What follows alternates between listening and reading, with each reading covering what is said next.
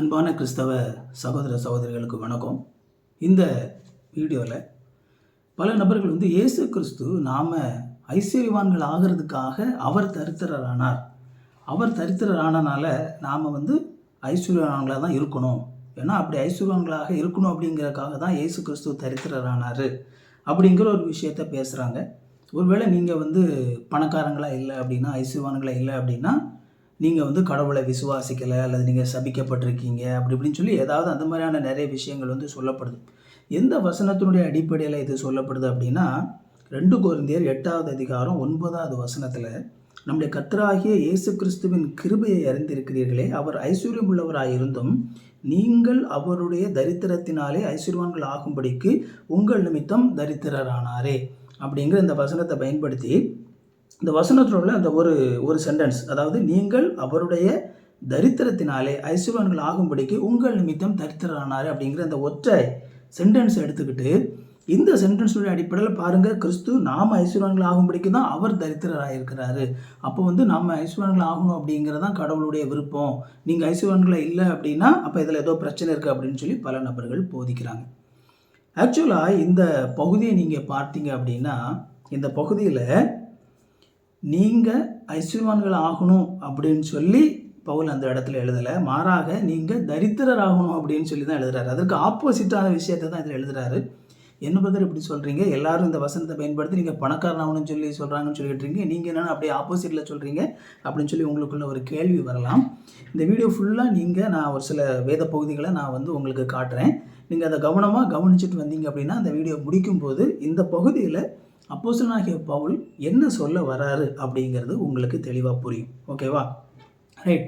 இதில் பேசப்படக்கூடிய இந்த விஷயம் இருக்கு இல்லையா, இந்த பேசப்படக்கூடிய இந்த விஷயம் அப்படிங்கிறது நாம் அது இந்த இடத்துல ஆரம்பிக்கலை. முதலாவது நாம் தெளிவாக புரிஞ்சுக்கணும். முதல் நூற்றாண்டில், அதாவது முதல் ஆதி திருச்சபையில் ஒரு சில பிரச்சனைகள் இருந்தது.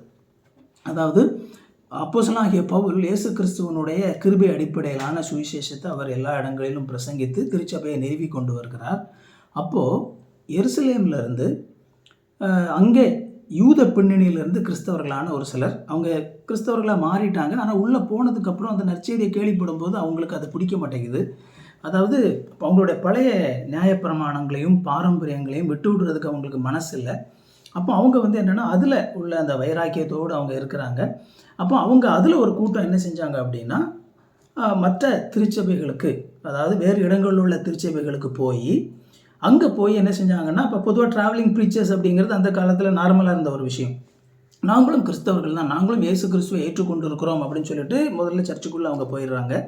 ஆனால் உள்ளே போனதுக்கு அப்புறமா அவங்க அந்த பழைய ஏற்பாட்டில் உள்ள விஷயங்கள்லாம் வாசித்து, நீங்கள் நியாயப்பிரமாணத்தை பின்பற்ற வேண்டும், நீங்கள் விருத்த சேதனம் அடைய வேண்டும், நீங்கள் அந்த 7வது நாளை பின்பற்றணும் அப்படின்னு சொல்லி அதில் உள்ள கட்டளைலாம் சொல்லிவிட்டு, நீங்கள் இயேசு கிறிஸ்துவை ஏற்றுக்கொண்டால் மட்டும் போதாது, நீங்கள் கடவுளை பிரியப்படுத்த அல்லது உண்மையாக ரட்சிக்கப்பட அதெல்லாம் செஞ்சு தான் நீங்கள் ரட்சிக்கப்பட முடியும் அப்படின்னு சொல்லி பவுலனுடைய அந்த கிருபையின் சுவிசேஷத்திற்கு எதிரான காரியங்களை அவர்கள் பரப்ப ஆரம்பிக்கும் போது பவுல் கடும் கோபம் கொள்கிறார். கடும் கோபம் கொண்டு அந்த யூத பின்னணியிலிருந்து வந்த அந்த நபர்கள் சொல்லக்கூடிய இந்த விஷயத்துக்கு எதிராக அவர் கடுமையாக பேசுகிறார். அப்புறம் அவங்க எல்லாம் எருசலேமில் இருந்து தான் வந்திருக்காங்க அப்படிங்கிறத கேள்விப்பட்ட உடனே பவுலும் அவரோடு கூட சேர்ந்த நபர்கள் ஒரு சில பேர், கொஞ்சம் பேர் என்ன செய்கிறாங்க அப்படின்னா, எருசலேமுக்கு போய் இந்த பிரச்சனையை நம்ம இதை குறித்து நம்ம பேசணும் அப்படின்னு சொல்லி என்ன செய்கிறாங்க அப்படின்னா எருசலேமுக்கு போகிறாங்க. நம்ம அதை எதில் வாசிக்கிறோம் அப்படின்னா, அப்போஸ்தலர் 15வது அதிகாரத்தில் நாம் அதை வாசிக்கிறோம். அப்போஸ்தலர் 15வது அதிகாரம் முதல் வசனத்தில் நீங்கள் பார்த்தீங்கன்னா, சிலர் யூதேயாவிலிருந்து வந்து, நீங்கள் மோசேயினுடைய முறைமையின்படியே விருத்த சேதனம் அடையாவிட்டால் ரட்சிக்கப்பட மாட்டீர்கள் என்று சகோதரருக்கு போதகம் பண்ணினார்கள். அதனாலே அவர்களுக்கும் பவுல் பர்னபா என்பவர்களுக்கும் மிகுந்த வாக்குவாதமும் தர்க்கமும் உண்டான போது, அந்த விஷயத்தின் நிமித்தமும் பவுல் பர்னபாவும் அவர்களை சேர்ந்த வேறு சிலரும் எருசலேமில் இருக்கிற அப்போஸ்தலருக்கும் மூப்பரிடத்திற்கும் போக வேண்டும் என்று தீர்மானித்தார்கள். அப்படி அவர்கள் சபையாரால் வழிவிட்டு அனுப்பப்பட்டு என்ன செஞ்சாங்க அப்படின்னா, அவங்க அங்கே போனாங்க. அவங்க அங்கே பேசின அந்த பிரச்சனையை என்ன செய்யணும், நம்ம அதை தொடர்ந்து நீங்கள் அப்போஸ்தலர் 15வது அதிகாரத்தில் நீங்கள் வாசிங்க அப்படின்னா என்னென்ன சம்பவங்கள் நடந்தது அப்படிங்கிறது எல்லாமே நம்ம பார்க்குறோம். அங்கே போகிறாங்க, அவங்க பவுலுடைய நற்செய்தி பேசுகிறாங்க. அப்போ அவங்க என்ன சொல்கிறாங்கன்னா, அவங்க உங்களிடத்துல இந்த மாதிரி மோசேயினுடைய நியாயப்பிரமாணத்தை அறிவிக்கிறதுக்கு வந்தவங்க எங்களிடத்துல அனுமதி பெற்றுட்டு வந்த நபர்கள் கிடையாது, எங்களுக்கே தெரியாமல் தான் அவங்க வந்திருக்கிறாங்க அப்படிங்கிற விஷயத்தை அவங்க பவுலுக்கு சொல்லும் பொழுது, இங்கே எருசலேமில் இருந்த மூப்பர்கள் மற்ற புறவினத்தார் இயேசு கிறிஸ்து ஏற்றுக்கொண்ட மக்களுக்கு ஒரு கடிதத்தை என்ன செய்கிறாங்க அப்படின்னா எழுதி அவங்க வந்து அனுப்புகிறாங்க, அவங்க கையில் கொடுத்து விடுறாங்க. ஓகேவா? அந்த சூழ்நிலையில் தான் அவர் அப்போஸ்தலனாகிய பவுல் எருசலேமுக்கு வந்திருக்கும் போது இன்னொரு விஷயத்தையும் கவனிக்கிறாரு. என்ன அப்படின்னா, எருசலேமில் உள்ள கிறிஸ்தவ விசுவாசிகள், உண்மையாக கிறிஸ்துவை ஏற்றுக்கொண்ட நபர்கள் மிகவும் துன்பத்துக்குள்ளாயிருந்தாங்க. ரொம்ப முக்கியமாக மிக அதிகமான பொருளாதார துன்பத்துக்கு உள்ளாயிருந்தாங்க. ஏன்னா அன்றைக்கு இயேசு கிறிஸ்துவை தொடக்க காலங்களில் ஏற்றுக்கொள்வது அப்படிங்கிறது சாதாரணமான விஷயம் கிடையாது. இப்போ இயேசு கிறிஸ்துவை ஏற்றுக்கொண்ட போது தொடக்க காலத்தில் வந்து ஒரு கான்சென்ட்ரேட் பண்ணி அந்த இயேசு கிறிஸ்துவை ஏற்றுக்கொண்ட நபர்கள் மேலே வந்து துன்பங்கள் கட்டவிழ்க்கப்பட்டது. அப்போது பார்த்திங்க அப்படின்னா சொத்துக்களை பிடுங்கிடுவாங்க, ஊரில் வந்து ஒதுக்கி வச்சுருவாங்க, பேச மாட்டாங்க, மற்றவங்ககிட்ட நம்ம புழங்க முடியாது. அந்த மாதிரியான ஒரு சூழ்நிலையில் பார்த்திங்க அப்படின்னா பல நபர்கள் பொருளாதார ரீதியாக மிகவும் ஏழ்மை அடைந்த நிலையில் இருந்தாங்க. ஸோ அதனால தான் நம்ம அப்போஸ்தலர் தொடக்கத்தில் கூட நம்ம பார்க்கும்போது பல நபர்கள் தங்களுடைய சொத்துக்களை எல்லாம் விற்று அப்போஸ்தலருடைய பாதத்தில் வச்சாங்க. அது வந்து எல்லா நபர்களுக்கும் பகிர்ந்து கொடுக்கப்பட்டது அப்படின்னு சொல்லி நம்ம பார்க்கலாம். ஏன்னா பர்டிகுலராக எருசலேமில் இந்த ப்ராப்ளம் இருந்து, ஏன்னா பல ஏழ்மை நிலையில் இருந்த கிறிஸ்தவங்க இருந்தாங்க, கஷ்டப்பட்டவங்க இருந்தாங்க. அதனால தான் எருசலேமில் அந்த விஷயம் பர்டிகுலராக செய்யப்படுது. பவுலும் அதை கவனிக்கிறாரு. அங்கே பல கிறிஸ்தவர்கள் மிகுந்த ஏழ்மை நிலையில் இருக்கிறாங்க. அப்போது அவர் வந்து தன்னுடைய மனசில் ஐயோ ரொம்ப ஏழ்மையில் இருக்காங்களே, இவங்களுக்கு உதவி செய்யணுமே அப்படிங்கிற ஒரு ஆசை உள்ளவராக இருக்கிறார். அதை வந்து பார்த்திங்க அப்படின்னா எதில் எழுதுகிறார் அப்படின்னா கலாத்தியரில் வந்து அவர் அழகாக வந்து அதை குறிப்பிடுறார். இதே சம்பவத்தை வந்து கலாத்தியரில் அவர் குறிப்பிடுறாரு. அப்போ கலாத்தியர் 2வது அதிகாரத்துக்கு நம்ம வரும்போது இந்த சம்பவத்தை அவர் திரும்பவும் அவர் என்ன செய்கிறாருன்னா குறிப்பிடுறார். கலாத்தியர் 2வது அதிகாரம் 1 வசனத்தில் நீங்கள் பார்த்தீங்கன்னா 14 வருஷம் சென்ற பின்பு நான் தீத்துவை கூட்டிக் கொண்டு பர்னபாவுடனு கூட மறுபடியும் எருசலேமுக்கு போனேன். நான் தேவ அறிவிப்பினாலே போய் புறஜாதிகளிடத்தில் நான் பிரசங்கிக்கிற சுவிசேஷத்தை அவர்களுக்கு விவரித்து காண்பித்தேன். ஆயினும் நான் ஓடினதும் வீணாகாதபடிக்கு எண்ணிக்கை உள்ளவர்களுக்கே தனிமையாய் விவரித்து காண்பித்தேன் அப்படின்னு சொல்லி அதே பிரச்சனை தான். அதாவது 4வது வசனத்தில் பார்த்தீங்கன்னா கிறிஸ்து இயேசுவுக்குள் நமக்கு உண்டான சுயாதீனத்தை உளவு பார்த்து நம்மை நியாயப்பிரமாணத்திற்கு அடிமைகளாகும் பொருட்டாக பக்க வழியாக நுழைந்த கள்ள சகோதர நிமித்தம் அப்படி ஆயிற்று. இந்த பிரச்சனை வந்ததுக்கு காரணமே இவனுங்க தான் அப்படின்னு சொல்லிட்டு அந்த பிரச்சனையை பற்றி தான் திரும்ப என்ன செய்கிறார் அப்படின்னா கலாத்தியர் 2வது அதிகாரத்துலேயும் அதை தான் அவர் வந்து என்ன செய்கிறாருன்னா பேசுகிறாரு. அங்கே போய் வந்து நாங்கள் அவங்கள பார்த்தோம், பேசணும், நான் சொல்கிற நற்செய்தியை பற்றி அவங்ககிட்ட சொன்னேன் அப்படிங்கிறதெல்லாம் சொல்லிவிட்டு 9வது வசனத்துக்கு வந்தீங்க அப்படின்னா 9வது வசனத்தில் ஒரு விஷயத்தை குறிப்பிடுறாரு.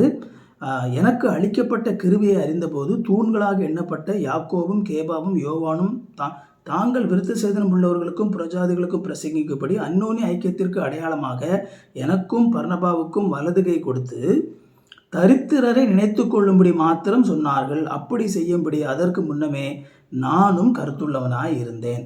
அதாவது இவங்க அங்கே போயிட்டு வரும்பொழுது அப்போ பேதுரு அவங்கெல்லாம் சொல்கிறாங்க, இங்கே நிறைய பேர் கஷ்டப்படுறாங்கப்பா, கொஞ்சம் அவங்கள நினச்சிக்கோங்க அப்படின்னு சொல்லி பவுலிடத்தில் சொல்கிறார். ஏன் சொல்கிறார் அப்படின்னா பவுல் ஊழியம் செய்த இடங்கள் அப்படிங்கிறது பார்த்திங்கன்னா எல்லாமே வந்து ரொம்ப ஸ்ட்ராட்டஜிக்கான பிளேஸ். பவுல் பார்த்திங்க அப்படின்னா அந்தியோகியாவில் இருக்கிறாரு, கொரிந்தோவில் இருக்கிறாரு, எபேசுவில் இருக்கிறாரு. இதெல்லாம் பார்த்திங்க அப்படின்னா ரோமன் காலனிஸ்.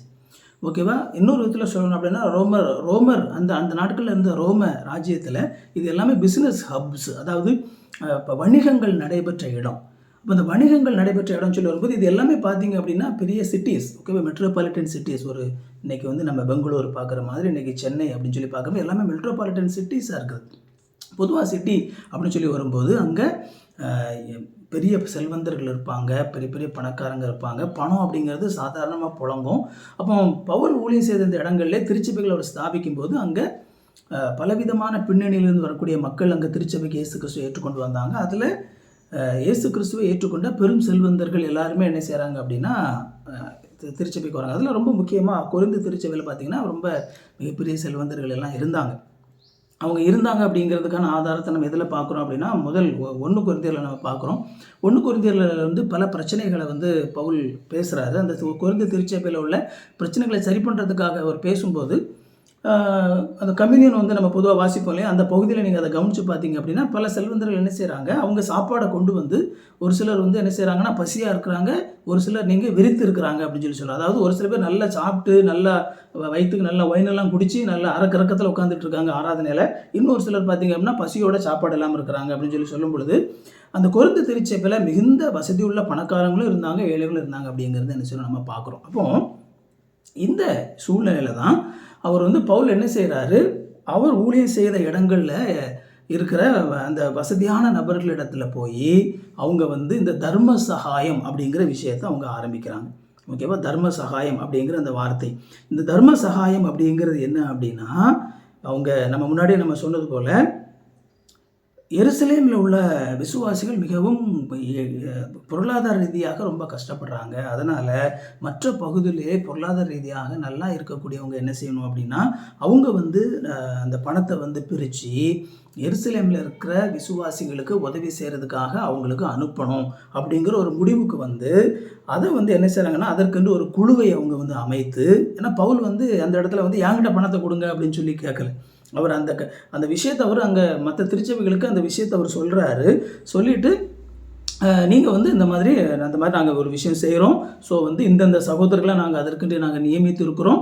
நீங்கள் உங்களுடைய பணத்தை சேர்த்து இந்த மாதிரி கொடுங்க. நாங்கள் எல்லோரும் மொத்தமாக கொண்டு போய் இந்த பணத்தை எருசலேமில் கொடுத்துட்டு வருவோம் அப்படின்னு சொல்லி அந்த விஷயம் அன்றைக்கு பார்த்தீங்க அப்படின்னா, பவுல் ஊழியம் செய்த இடங்களில் எல்லா இடங்களையும் செய்யப்பட்டு கொண்டு இருக்குது. அப்போது பவுல் இந்த 2 கொரிந்தியர் நிருபத்தில் எழுதும்போது அந்த 2 கொரிந்தியர் அந்த நிருபத்தில் கொரிந்திய மக்களுக்கு அதை ஞாபகப்படுத்துகிறார். நான் முன்னாடி உங்களுக்கு சொன்னேன் இல்லையா, இந்த மாதிரி எருசலேமில் இந்த மாதிரி கஷ்டப்படுறவங்க இருக்காங்க, அவங்களுக்கு நீங்கள் உதவி செய்யணும்னு சொல்லி. அதை உங்களுக்கு இப்போ நான் இதில் ஞாபகப்படுத்துகிறேன். நான் வரும்போது நீங்கள் அந்த நேரத்தில் அங்கேயும் ஓடி பணத்தை பிரிக்காதீங்க, இப்போவுமே நீங்கள் ரெடியாக இருங்க அப்படிங்கிறத ஞாபகப்படுத்துகிற அந்த பகுதி தான் அவர் 2 கொரிந்தியர் 8வது அதிகாரத்திலேருந்து அவர் எழுத ஆரம்பிக்கிறார். அன்றியும் சகோதரரே, மக்கதோனியா நாட்டு சபைகளுக்கு தேவனளித்த கிருபையை உங்களுக்கு அறிவிக்கிறோம். அவர்கள் மிகுந்த உபத்திரத்தினாலே சோதிக்கப்படுகையில் கொடிய தரித்திரர்களாயிருந்தும் தங்கள் பரிபூர்ண சந்தோஷத்தினாலே மிகுந்த உதாரத்துவமாய் கொடுத்தார்கள். கொரிந்து திருச்சபைக்கு அவர் மக்கதோனியா நாட்டு திருச்சபையை ஒரு உதாரணமாக காட்டுறார். பாருங்கள், மக்கதோனியா நாட்டு மக்கள் உங்களை மாதிரிலாம் அவங்க பணக்காரர்களும் கிடையாது. அவங்க தரித்திரம் உள்ளவங்களா, அவங்க ஏற்கனவே கஷ்டப்படுறவங்களா இருக்கிறாங்க, உபத்திரவத்தில் இருக்கிறாங்க. ஆனாலும் பாருங்கள், அவங்க மிகுந்த சந்தோஷத்தினால உதாரத்துவமாக அவங்க என்ன செஞ்சாங்க, கொடுத்தாங்க. தங்களுடைய திராணிக்கு தக்கதாகவும் கொடுத்தாங்க, தங்களுடைய திராணிக்கு மிஞ்சியும் என்ன செஞ்சாங்க, நாங்கள் கொடுத்தாங்க. நாங்கள் எங்களுக்கே அவங்ககிட்ட அந்த காசை வாங்குறதுக்கு கஷ்டமாக இருந்துச்சு. ஏன்னா அவங்களே எவ்வளோ கஷ்டப்பட்டுட்டு இருக்கிறாங்க. ஆனால் அவங்க எங்கிட்ட இதெல்லாம் கொண்டு போய் அவங்களுக்கு ஹெல்ப் பண்ணுங்க பிரதர் அப்படின்னு சொல்லி அவங்க பணத்தை கொடுக்கும்போது எங்களுக்கே வாங்குறதுக்கு சங்கோச்சமாக இருக்குது. அந்த அளவுக்கு அவங்களுடைய ஏழ்மையாக இருந்தாலும் அவங்க கஷ்டப்பட்டு அதை கொடுத்தாங்க அப்படிங்கிறத சொல்லிட்டு அவர் என்ன சொல்கிறாரு அப்படின்னா, நீங்களும் கொடுக்கணும் அப்படிங்கிற ஒரு விஷயத்த சொல்கிறார். அப்போ இந்த பகுதியில் அவர் எதை பற்றி பேசுகிறார் அப்படின்னா, முதலாவது அவர் காணிக்கையை பற்றி பேசலை. அதாவது நம்ம ஊழியக்காரங்களுக்கு காணிக்கை கொடுக்கணும். ஏன்னா ஒரு சில பேர் இந்த பகுதியை எடுத்து வச்சுக்கிட்டு ஊழியக்காரங்களுக்கு காணிக்கை கொடுக்கணும் அப்படின்னு சொல்லி பேசுவாங்க. அதை பற்றி என்ன செய்யலை அப்படின்னா, இந்த இடத்துல பவுல் பேசலை. ஏழை கிறிஸ்தவ ஏழை விசுவாசிகளுக்கு நீங்கள் உதவி செய்யணும் அப்படிங்கிற அந்த தர்ம சகாயம் அப்படிங்கிற அந்த விஷயத்தை பற்றி தான் என்ன செய்யப்படுது, இங்கே பேசப்படுது. அதுவும் நம்ம வாசித்த அந்த பகுதி இருக்குல்ல, அந்த பகுதியில் அவர் என்ன சொல்கிறாரு அப்படின்னா, நம்முடைய கர்த்தராகிய இயேசு கிறிஸ்துவின் கிருபையை அறிந்திருக்கிறீர்களே, அவர் ஐஸ்வர்யம் உள்ளவராக இருந்தும் நீங்கள் அவருடைய தரித்திரத்தினாலே ஐஸ்வர்யம் ஆகும்படி உங்கள் நிமித்தம் தரித்திரர் ஆனாரே அப்படின்னு சொல்லும்போது என்ன சொல்ல வர்றார் அப்படின்னா, இயேசு கிறிஸ்துவை இந்த நேரத்திலே அந்த கொரிந்து திருச்சபை மக்களுக்கு ஒரு முன்மாதிரியாக காண்பிக்கிறார். இயேசு கிறிஸ்துவனுடைய வழியை பின்பற்றி நடவுங்கள் அப்படின்னு சொல்லி என்ன செய்கிறார் அப்படின்னா, இயேசு கிறிஸ்துவனுடைய வாழ்க்கையை அவர் என்ன செய்கிறார் அப்படின்னா, இந்த கொரிந்து திருச்சபை மக்களுக்கு ஒரு முன்மாதிரியாக காண்பித்து நீங்களும் இயேசு கிறிஸ்துவை போல அவரை பின்பற்றி வாழணும் அப்படிங்கிறத அவர் அவங்களுக்கு சொல்கிறார். அதாவது இயேசு கிறிஸ்துவை நீங்கள் எடுத்துக்கோங்க, அவர் மிகுந்த ஐஸ்வர்யம் உள்ளவராக இருந்தோம். மீன்ஸ் அவர் கடவுள் இல்லையா, அவர் தேவகுமாரன். அந்த தேவகுமாரன் அவருக்கு எல்லாம் அவருடையது. அப்போ எல்லாமே அவருடையது. அப்படிப்பட்ட ஒரு நபர் இந்த உலகத்தில் எல்லாவற்றையும் வெறுத்து ஒன்றுமே இல்லாமல் ஒரு சாதாரண ஒரு மனுஷனாக அவர் என்ன செஞ்சிட்டார் அப்படின்னா, எல்லாவற்றையும் அவர் புறக்கணித்து விட்டு, ஓகேவா, எல்லாவற்றையும் அவர் இந்த உலகத்தில் வரும்போது தன்னுடைய கிராண்டுவராக தன்னுடைய கடவுளுடைய அந்த மகிமையை காட்டிக்கொண்டோம், அப்படியே பந்தா பண்ணிக்கிட்டோம். பாருடா, நான் கடவுள், நான் எப்படி இருக்கிறேன் பாரு, என்னுடைய வல்லமையை பாரு, என்னுடைய மகிமையை பாரு அப்படின்னு சொல்லி அவர் தனக்கு இருந்ததெல்லாம் பந்தா பண்ணிக்கிட்டு இந்த உலகத்துக்கு வரல. மாறாக எல்லாவற்றையும் அவர் துறந்தவராக ஒரு சாதாரண ஒரு மனுஷனாக இந்த உலகத்துக்கு வந்துட்டார். எதுக்காக வந்தார் அப்படின்னா, நமக்காக வந்தார். அதாவது நம்மை ரட்சிக்கும்படியாக அவர் என்ன செஞ்சிட்டாரு, எல்லாவற்றையும் துறந்து இந்த உலகத்துக்கு மனுஷனாக வந்துட்டாரே. அப்படி அவர் தன்னுடைய ஐஸ்வர்யத்தெல்லாம் விட்டுட்டு இந்த உலகத்துக்கு உங்களுக்காக தரித்திரனானார் இல்லையா, அதே மாதிரி நீங்களும் உங்களுடைய சகோதரர்கள் இன்றைக்கி எருசலேமில் மிகவும் ஏழ்மை நிலையில் இருக்கிறாங்க. உங்கள்கிட்ட நிறைய பணம் இருக்குது, உங்களுடைய பணத்தை அவர்களுக்கு கொடுத்து உதவுங்கள். நீங்கள் நம்மகிட்ட இருக்கிற ஒரு பணத்தை நம்மகிட்ட கொடுக்குறோம் அப்படின்னா நம்மகிட்ட இருக்கிற சொத்து குறையுது தானே, ஓகேவா. ஐஸ்வர்யமானவங்களாம் இருக்கிறாங்க, அவன் சொல்லுவாங்க நம்மளுடைய பணத்துலேருந்து எடுத்து இன்னொருத்தருக்கு நம்ம கொடுக்கறதுக்கு போகும்போது நம்முடைய சொத்தினுடைய வேல்யூ நமக்கு குறையுது. அப்போ நான் பணத்தை கொடுக்கறதுக்கு முன்னாடி இருந்த பணக்காரனாக இருந்த நிலையை விட இப்போ எனக்கு என்ன செஞ்சுருக்குது, என்னுடைய வேல்யூ பொருளாதார ரீதியாக என்னுடைய வேல்யூ வந்து என்னுடைய நெட்ஒர்த் வந்து என்ன செஞ்சிருது, குறைஞ்சிருது. அப்போ அவர் சொல்கிறாரு, அப்போ நான் ஏழை ஆகிறேன். ஓகேவா, நான் என்னுடைய பணத்தை நான் கொடுக்கும்போது என்ன செய்கிறேன் அப்படின்னா ஏழை ஆகிறேன். பவுல் சொல்கிறாரு, எப்படி இயேசு கிறிஸ்து உங்கள் நிமித்தம் அவர் ஏழை ஆகிறதுக்கு பயப்படலையோ அதே மாதிரி நாமும் நம்முடைய சக சகோதரர்கள் வந்து பொருளாதார கஷ்டப்பட்டுட்டு இருக்கிறாங்க, அவங்க நிமித்தம் நீங்கள் அவங்களுக்கு நீங்கள் கொடுப்பது நிமித்தம் நீங்கள் தரித்திரர் ஆகிறது குறித்து, நீங்கள் ஏழையாக குறித்து பயப்படாதீங்க. ஏன்னா கிறிஸ்துவனுடைய வழியை நீங்கள் பின்பற்றுறீங்க. அதாவது உங்களுடைய சக சகோதரர்களுக்கு நீங்கள் கொடுப்பது நிமித்தம் நீங்கள் வந்து என்ன செய்யுங்கன்னா உங்களுடைய சொத்து மதிப்பு குறைவதை குறித்து வருத்தப்படாதீங்க. அவர் வந்து அவர் இயேசு கிறிஸ்து நமக்காக வரும்பொழுது அவருடைய அந்த ஐஸ்வர்யம் குறைஞ்சதை பற்றி அவர் வருத்தப்படலை. அதே மாதிரி நீங்களும் உங்களுடைய சகோதரர்களுக்கு நீங்கள் உதவி செய்யும் பொழுது உங்களுடைய ஐஸ்வர்யம் குறையுதே அப்படின்னு சொல்லி நீங்கள் வருத்தப்படாதீங்க. இயேசு கிறிஸ்துவனுடைய முன்மாதிரியை பின்பற்றி உங்கள் சகோதரர்களுக்காக ஐஸ்வர்யவான்களாக இருக்கிற நீங்கள் தரித்திரராக மாறுவதை குறித்து அதுக்கு நீங்கள் தயாராக இருங்க, மனம் வந்து அதை செய்யுங்களேன் அப்படிங்கிற அந்த விஷயத்தை அவர் வந்து கொரிந்து திருச்சபை மக்களுக்கு என்கரேஜ் பண்ணுறதுக்காக தான் இதை செய்கிறார். ஸோ இந்த வசனத்தில் இயேசு கிறிஸ்து சிலுவையிலே மரித்தனால அவர் தரித்திரனால நம்ம பணக்காரன் ஆகணும் அப்படின்னு சொல்ல வரல. ஏற்கனவே பணக்காரங்களாக இருக்கிற கிறிஸ்தவங்க கிட்ட நீங்கள் கிறிஸ்துவின் நிமித்தம் ஏழையாகுங்க.